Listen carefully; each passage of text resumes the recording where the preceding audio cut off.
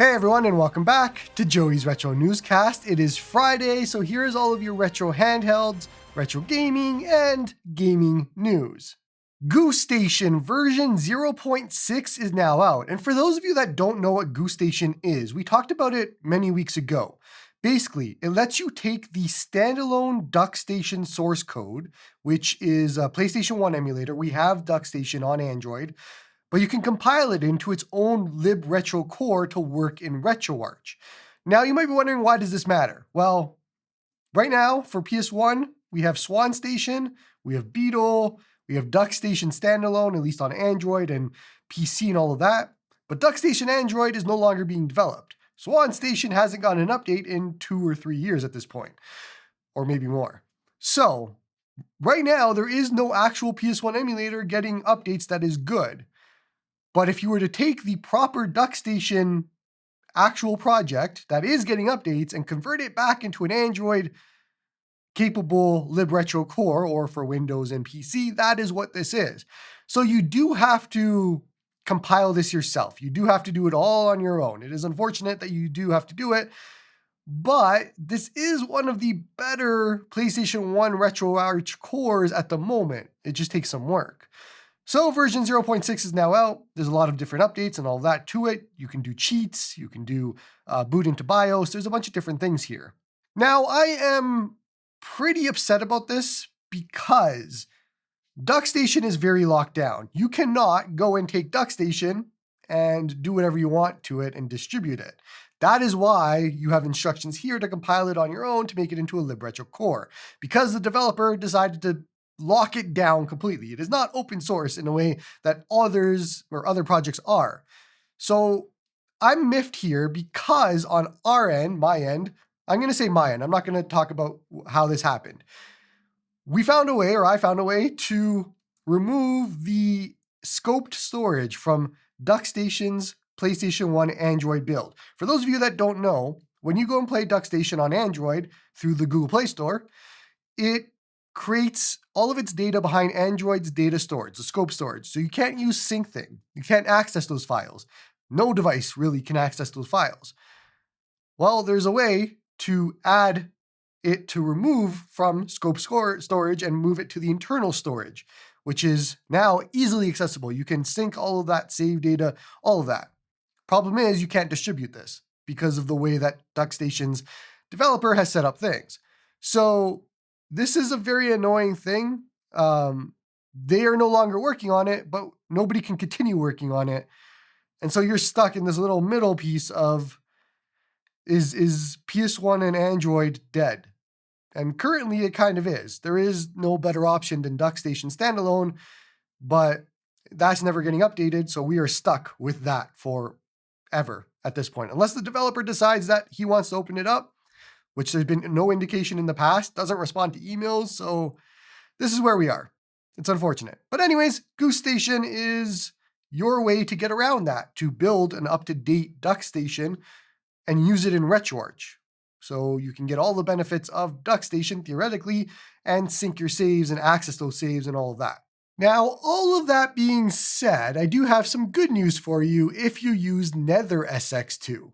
So, NetherSX2 has the same problem on Android. All of its data is behind Android's data scope storage, which means, and I'm sure a lot of you know, if you're not using an AYN or Retroid device, or even if you are using those, it's a little bit more difficult to access those files to, let's say, do HD texture packs, to upload or grab your own saves, to do anything with any of the data in there. You usually have to do the transfer data option, export it out, and all that sort of thing.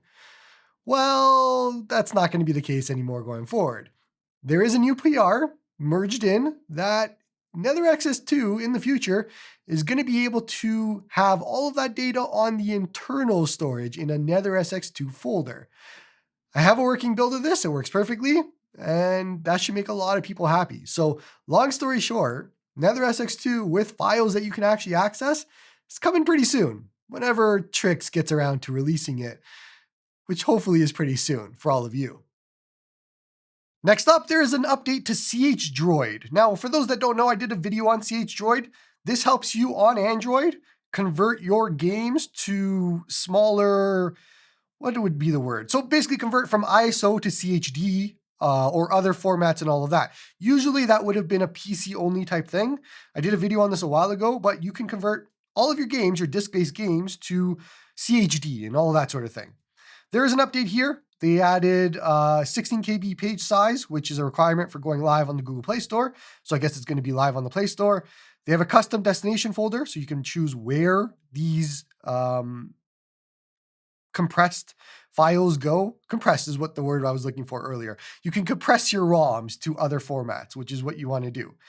It has GameCube and Wii ISO decoding support, and you also have ROM patching now, which is actually really cool. So this app keeps getting better. It is something I did a video on a long time ago. It's probably out of date at this point, but if you are looking to compress your ROMs and you've always been sad that it's been a PC only type thing, check out CHDroid. You can do it all there. Azahar has 2 alphas out, and I think we might have missed this from weeks ago, but the Alpha 1 introduced a new MXE build for being able to build on PC, so you can install it on Windows using the MXE build. Also, there is a command line interface for compressing Azahar or 3DS ROMs. You do want to compress your ROMs for 3DS. It is a very big difference, like 50 to 60% of savings in space is what I saw. And that was kind of it on the Alpha 1, but for Alpha 2 that just came out this week, on devices where Angle is used for OpenGL rendering, the Vulkan renderer is forcefully enabled because of extremely apparent visual defects when using the OpenGL renderer. Basically, any device that Angle is being used, you don't really need to know what Angle is. They're changing it to Vulkan so that you can get around some graphic defects and all of that. Now, Azahar, of course, is the 3DS emulator, in case I didn't mention it earlier. I'm trying to get better at that. But just looks like this Alpha 2 has a lot of bug fixes and fixes at the moment. I'm not seeing much on the new feature type scenario, but this is something you could probably just wait for stable. I don't see a reason why you would update to pre-release for these. CMU Android version 0.5.1 is now out, and this is the fork by Sapphire Rhodonite that also made the fork for Melon Dual DS and others. We saw that CMU got updated on Android a few weeks ago, so a lot of people have been waiting for this because this is the fork that has dual screen support. And it is also the fork that keeps getting better features. So you want to stick with this fork even on single screen devices. But anyways, with this update, you are getting external save file sync. So it makes it easier to use cloud sync, backups, or external synchronization tools like SyncThing with your data. I did try this out. I did update my written guide for these new steps, but basically you are moving all of your save data and data outside of Android scope storage. We talked about this earlier with DuckStation, but now you can put it on your internal storage or your SD card, and you can access it easily. This is a very big change for any device that isn't an AYN or Retroid device. So this is huge. Also, proper Odin 2 dual screen support is here, which I'm guessing if you are using an external screen with your Odin 2, or maybe the Retroid add-on or something like that. Otherwise, you can now import and export settings, screen swapping support, which it already had, but I'm guessing it just made it more easier. I didn't notice any difference. I've played around with this a little bit, but I guess it's been improved a little bit. Otherwise, yeah, you should definitely update, but you should know that the signing key did change for this release. So because of that, you are probably, and you likely I did, have to uninstall your current CMU and install this new CMU. Now, before you do that, you should back up your saves if you have the ability to do so. Unfortunately, a lot of devices likely will not be able to do that because just you can't get to those files. But yeah, update if you haven't. CMU is a Wii U emulator, again, in case I didn't mention it. Speaking of Sapphire Rhodonite, they also did an update to Melon Dual DS version 0.7.0 release candidate 4. I did a video this week all about Melon Dual DS. You don't need to guess about any of it. You can go and follow that guide from beginning to end for everything that you need for setting up Melon Dual DS, for how to set up dual screens, 60 FPS, widescreen, whatever you want. It's all there. But with this update, which I suggest that you do install for anybody using Melon Dual DS, it's pretty big. So basically, there is now custom Adreno Vulkan driver support. So you can use Vulkan drivers or custom drivers for Melon Dual DS now, which is actually pretty cool. There's also been improvements to the Vulkan renderer, which is one of the big updates here. They added Vulkan a few updates back. These are all pre-release. So if you have Obtainium, it won't update for you. You have to go and update yourself. But Vulkan has been added. They have updated quite a bit on the retro achievements thing. This is very big. If you are using retro achievements offline with Melon Dual DS right now on your Thor, you really, really should update to this newest update because there's a lot of issues with the older versions. This newest update works a lot better. DSi and DSiWare support is back. That was something that broke a while ago, and a few other things. Also they fixed some shader stuff. You can put RetroArt shaders on Melon Dual DS, and I show you how in that video that I made this week. Melon Dual DS is not only for dual screen devices, single screen devices benefit from it too. This is the best build of Melon DS on Android that you want to be using to play your Nintendo DS games. Next up, do you have a dual screen device like an Ayaneo and Thor? Well, there is a Banjo-Kazooie recompilation port that has dual screen support made by Aurelio B, who also makes Cluster Tune. So he's a good dev. But anyways, if you want to play Banjo-Kazooie, the port of it, and you want dual screen, then you want this. That is pretty cool. I saw some screenshots of this. It looks like the second screen is mostly being used to track what you push start and you see all that data. You could find that all on the second screen now. So this is actually really cool. It is probably the best way to play Banjo-Kazooie right now on dual screen devices. You should check it out. Next up, the Retroid Pocket 6 has gotten an over-the-air update. First thing they did was fix the power drain issue when connected to the Retroid dual screen add-on during sleep mode. It's been how many years now since that add-on has been out, and they are still trying to fix the battery issue on devices? Insane. That thing was just, I can't say, I'm going to get in trouble. Fix the permission issue with some Play Store thingy. Fix the incorrect string configuration with the locks, weird stuff here. And added a new ultra black mode support for OLED screens. So you have that available. There's a few updates, a few changes here. Nothing completely major. I don't know if it's a must update, and I don't know what this breaks because usually updates break things. So you may want to wait a little bit before updating. Speaking of waiting a little bit before updating, the Odin 3 has got an over-the-air update as well. And I'm making a joke there, but like, for some reason, whenever these companies do updates, it breaks something. So I never do it. I wait. Like the Odin 2 Portals update completely broke Wi-Fi for a lot of people and other things, and I haven't even updated mine. But Odin 3 update is updating the GPU driver to version 800.72, which apparently helps with graphic-intensive titles like Zenless Zone Zero. So seems like a good change. Resolved an issue where the microphone remained silent during WeChat voice calls. For all of you using your Odin 3s for WeChat, corrected abnormal resolution display when connected to AR glasses. Seems like a pretty good one. Fixed random crashes when launching PUBG Mobile. Okay. Addressed a bug preventing the input method from appearing during wireless Shizuku pairing. Okay. And corrected inaccurate battery cutoff current readings in specific apps like batterymonitor.apk. Sure. Seems like a decent enough update. I don't know what it breaks, so you might want to wait a little bit before doing this update, unless one of these things is something you really needed, like making WeChat phone calls from your Odin 3. Okay, so question of the week. And this one comes in from the recent explosion of everybody calling everything a mini Steam Deck. How are you feeling about turning your devices into mini Steam Decks? And more specifically, your Android and, let's say, Linux devices, not Steam Decks or whatever, but your normal retro handhelds like an Ayaneo, Thor, Odin 3, all of that. Are you getting excitement out of that possibility? Like, do you get excited about the ability to boot into a SteamOS, play PC games, boot into a desktop mode, have that Steam Deck experience? Is that something that gets you excited? Or do you kind of see these handhelds like my Ayaneo and Thor, for example, as separate experiences? So for me, on my end, that's where I'm at. Like I have a PC handheld. I will always have a PC handheld. That is my PC experience. Android device will never ever come close to replicating what my PC handheld can do. From a performance perspective, fan noise, cooling, all of it. It will not come close. You might get little snippets of performance increases out there. A lot of people are showing that off every day, but it's not going to be a PC handheld.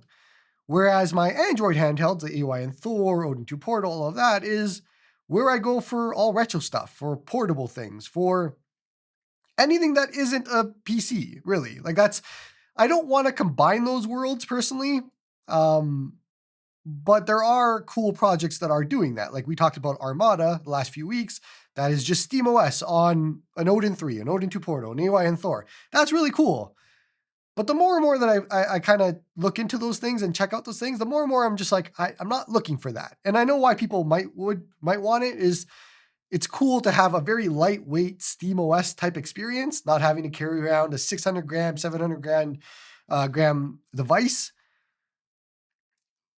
But if we're talking about just for indies, then sure. But if we're talking about suddenly now being able to play 007 First Light or Monster Hunter Wilds or whatever, then no, that is not what I'm looking for. But also Game Hub and Game Native are good enough for me to just play those indies. So that's kind of where I'm at. I'm very curious about where you're at. Are you very excited about installing SteamOS on a device and being able to just boot into that and play those games there? Or are you happy with the Android experience and what you get there? Let me know. Okay, the TrimUI Brick Pro U hammer that we talked about last week, which was $199 from Mech DIY, needs to be talked about again because that isn't the real pricing, apparently. You could go right now to Go Game Geek's website, which is $159 for that same SKU. However, if you use the code Joey, which is my code for 15% off, you can get it for $136. The brand new TrimUI Brick Pro U Snapdragon device, whatever, that's coming out pretty soon. So all the comments last week about me making fun of the $199 TrimUI Brick Pro U hammer out of the window at $136, pretty good, I'm going to say, but pretty good. I don't think I can complain about that. That is a good price for theoretically the specs in it. We don't know the performance yet. We can guess the performance, but we don't know what it is. But theoretically, for what it can do and the price and all of that seems good to me. So I'll leave a link in the description. It is $136 for that TrimUI Brick Pro U hammer, whatever it's called. If you want one, buy one. I'm not going to say no to $136. So I bought one. We'll check it out whenever it comes. $199, that is a stupid price. $136, pretty good. Anbernic is making a Switch Lite, except they are too scared to call it the RG Switch Lite like they did with the RG Vita Pro. I don't know how else to say this. It looks like a smaller Switch Lite. It is called the Anbernic RG55G1. It's got a 5.5-inch screen. That is the only thing we can tell from this. You have joysticks, you have a D-pad. It looks like an RG476H, but bigger. And that's really it. Like we don't have much information here. It is the most boring looking design of all time, but also that doesn't matter too much. Like it's fine. It's like a Retroid Pocket 3 in 2026, which is, if there wasn't any other analogy that fit for 2026 of just having to run out of ideas, this would be it. But no, I don't know. We don't know anything about this. We don't know if a lot of people are assuming that the G1 means Snapdragon G1, but we don't know. When it comes to Anbernic, we find out all of this within a week anyway, so there's no point in debating or thinking about it. Just wait a week. We'll find out what all the specs are, and then we'll talk about it next week. Anbernic is also in the news, but this time, for the very first time, for good news. They are now finally selling replacement parts for handhelds, which is oddly, weirdly pro-consumer from Anbernic to do. But this is cool. I have no hatred for this. This is awesome. Basically, if you need accessories for your devices, they are now selling them. So just looking at their list of devices, you can buy the shell, the screen, rubber pads, joystick, battery, motherboard, buttons, a lot of different things here. So yeah, if you are looking for replacement parts for your Anbernic, then check their website. They have it. This is, honestly, I have nothing bad to say. This is awesome. They should do it. Retroid should do this. AYN should do it. Everybody should do it. We all know that AYN and Retroid do sell these things. You have to email them for most of it. So just throw it on the website. Let people order it. I don't know. Like this seems like the biggest no-brainer of all time. You're not selling a lot of devices right now. You might as well expand your revenue stream by including parts, I guess. Now, we talked about Anbernic RG54XX SP RAM issues a few weeks ago and how it won't work with a bunch of custom firmwares and how we didn't know if it was coming with 512 or 1 gig or whatever was happening. Well, turns out that is not the only issue with the new Anbernic RG34XX SPs. Apparently, some of them are coming with a new revision of the screen. And as of right now, that does not work with MEOS, and it might not work with other custom firmwares as well. So this whole thing keeps getting worse and worse with the Anbernic RG34XX SP. They're changing the RAM, they're changing the screen, it's not working with custom firmwares, it's a whole big disaster. At this point, I can't suggest you buy the Anbernic RG34XX SP because you don't know what you're going to get. You don't know if it's going to work with custom firmware. It's a big disaster. So stick to other devices for now. The RG Cube XX is still my go-to. It's still awesome. But yeah, I can't suggest this because it's just every day. Every day is something different with this device. I don't know what's going on, but it's a disaster. We now have pricing for the One X Player X2 Mini Pro, and there is no Max Plus 395 SKU. It is the Max Plus 388, which is now at a price that is higher than the Max Plus 395 SKU that was in the Apex. I don't know what's going on here. Anyways, if you want the X2 Mini Pro from the One X Player, it starts at $23.99, which is an absurd number for the 48GB RAM, 1TB RAM or storage option. Then there's the liquid cooling edition and higher SKUs and all of that. Again, this is hard for me. I had my Apex. I bought it for $1,600. I cannot fathom another $700, $800 and having a worse chip. So for me, this is a big no. Like, Apex is good enough for me. I don't have any interest in the X2 Mini Pro, but yeah, if you want one, it is going to be $2,400 of your money, which no, thank you. In other news, alongside the One X Player 3 and the One X Player X2 Mini Pro, the One X Player Apex Air is going to be coming out. Now, this is an Apex, like I have, but slightly less weight. And when I say slightly, it's about 60 grams lighter, which is pretty cool. But this is going to be using the Intel Arc G3 Extreme processor, so vastly worse performance than the Apex. This is a weird one because the whole point of the G3 Extreme, from what everybody's been saying, is that it's better for low-end wattage, but this doesn't have a battery included. It's an external 85-watt battery. So I'm not understanding the reason for this SKU at all. Like, if you were going to do this, you would put in a smaller battery and make it portable, and that would be it. So it'd be a actually portable Apex, but that is not what they're doing at all. Otherwise, the other specs are pretty much exactly the same as an Apex. So I'm very confused as to the purpose of this SKU. But if you want a worse Apex for whatever reason, that's probably going to cost the same as what I paid for my Apex, then you can get the One X Player Apex Air with the G3 Extreme and an external battery that you can attach that is very heavy and makes it unwieldy. It's up to you. Ayaneo is teasing an Ayaneo Pocket Micro 2. In their teases, they have said that it's going to have a USB-C port. Yes, that is one of the teases. They've also said that it's going to have a Snapdragon in it. Yeah, that's also another tease. And they've also teased that it's going to have pretty much 4,000 milliamp hour battery, which for those that don't remember, the Ayaneo Pocket Micro had a very bad battery. So all in all, this looks like it might be an improvement over the original Ayaneo Pocket Micro, which is good. I want a better Pocket Micro. I was very excited for that until it actually came out, and then it was not very good.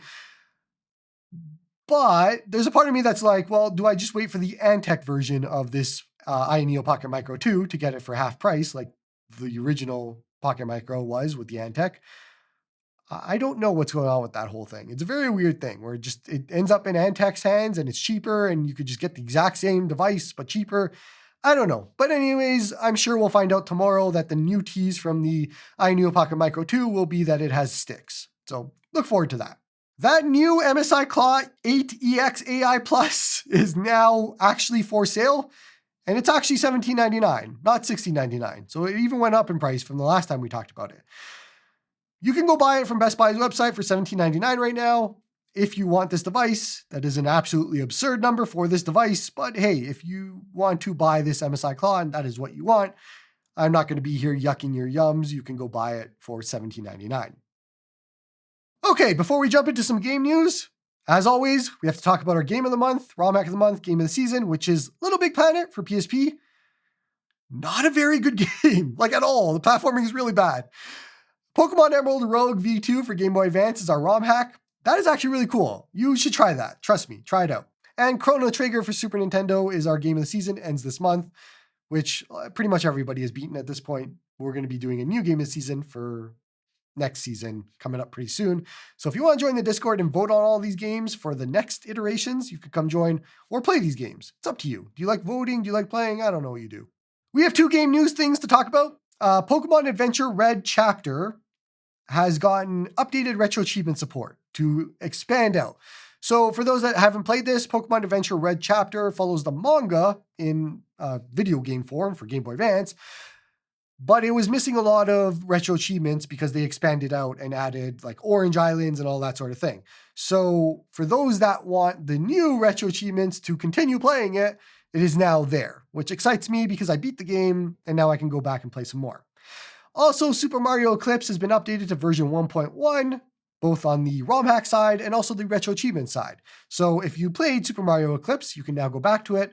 And I don't know if they added anything new to earn, but it's been updated for this new retro achievements or new version. So you can go play it. Okay, as always, we end off the newscast with the newscast Q&A. So you can send in your questions to newscast@joeysretrohandhelds.com, which is an email address, or you can come join the Discord. You can send it in through there if that's easier to you. First question, or only question, comes in from Mash Ketchum. I was just wondering, what are some of your favorite indie games? I have a video idea for you. Okay, so this is a 2-part question. I know you're not a fan of front ends, but I fell in love with the look and feel of Isu. It is a single dual screen front end with a bunch of customization. I use it, but I feel like I get more out of it if I could duplicate what you do. What do I do? On the GitHub, it is the 7th iteration of the alpha build. Thanks for everything.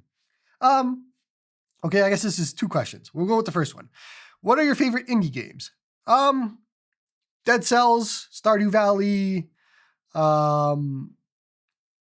I probably should have looked this up beforehand to remember what indie games I actually do play and like, because I know I'm going to miss a bunch of them now. Hold on, let's go back. Dead Cells, Stardew Valley. Does Hades count? I don't know if Hades count. Kind of, I guess. Expedition 33, the best indie game of last year. What other? I play a whole bunch of indie games and now I'm blanking on them. Chained Echoes is really cool, but I haven't beaten it yet. Sea of Stars is really cool. I haven't beaten it yet. Trying to think of like actual indie games that I play. There's a whole bunch, and I probably should have came prepared for this. And I didn't come prepared for this, so I apologize. But those are good. We'll go with those ones for now. And if I think of something, we'll talk about it. On the topic of front ends, okay. Do we want to do a Joey rant here? We'll do a little bit of a Joey rant here. I am happy that you enjoy and you like Isu.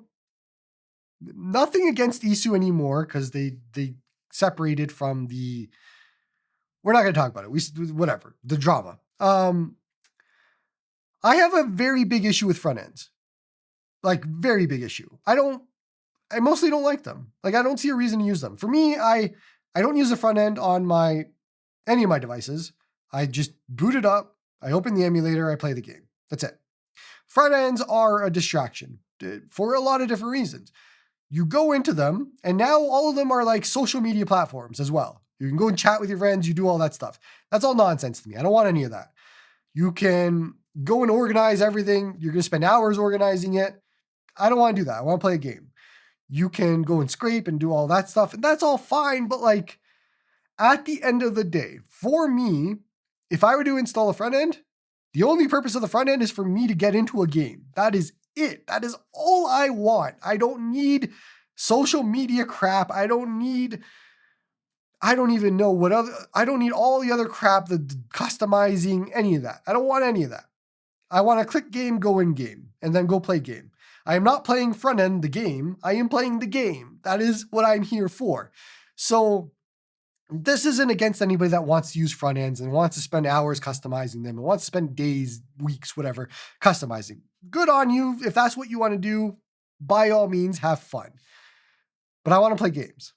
Like, I'm at like 60 games this year, beat already. Like, that's what I want to do. I'm here to play games. So the faster that I can get from turning on my device to into a game, the better it is for me personally.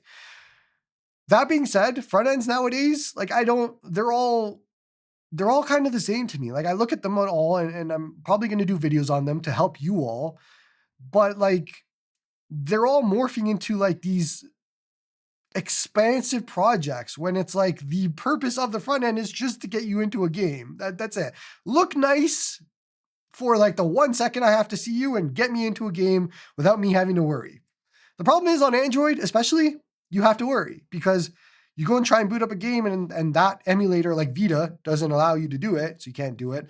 Or you go and try and boot up a game and other shenanigans are afoot and you can't boot into that game and you did something wrong and it's not in the right spot and all these sorts of things. And so like, then you have the battery drain issues that happens with a lot of these front ends. And it's just so much work for no payoff. And I get that a lot of people like it because it shows off their device nicely. They can take little Reddit pictures and that's all fine. But I'm not doing any of that. I don't buy these devices for Reddit pictures. I buy these devices to play them. So once again, if that is you, whatever, like have fun. That is you. This is not me. That's the point. So to answer your question, I don't think I'm going to be doing a video on ISU at any time soon. Like I may do videos on other front ends at some point in the future. I just haven't had that motivation. Like I don't have the excitement. Like it does. As much as I do a lot of videos that are things that are not for me, right now I don't have any motivation to do a video on a front end. Daijisho is still like, Daijisho and Beacon are still like the front ends for me because they're so easy. They just work. I don't have to worry about battery drain. I don't have to worry about nonsense. I like, it's so easy to do and just go. That's where I land. But I don't even install either of those right now.